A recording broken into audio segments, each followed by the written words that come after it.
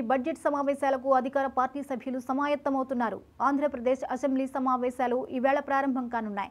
ఈవేళ ఉదయం 10 గంటలకు ఉభయ సభలను ఉద్దేశించి గవర్నర్ అబ్దుల్ నజీర్ ప్రసంగిస్తారు.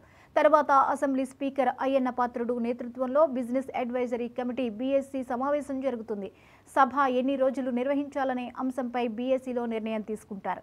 ఇక 2025-26 ఆర్థిక సంవత్సరానికి సంబంధించిన బడ్జెట్ను ఈ నెల 28న సభలో ప్రవేశపెట్టే అవకాశం ఉంది.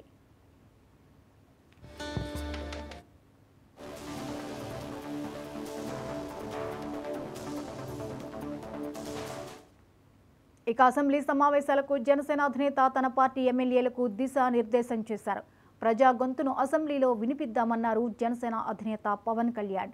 ప్రజా సమస్యలు, ఆకాంక్షలను చట్టసభల్లో చర్చిద్దామన్నారు. చర్చల్లో మన సభ్యులు చురుగ్గా పాలు పంచుకోవాలని పవన్ కళ్యాణ్ సూచించారు. మనం మాట్లాడే భాష హుందాగా ఉండాలన్నారు. వైసీపీ భాష వద్దని జనసేన ఎమ్మెల్యేలకు స్పష్టం చేశారు.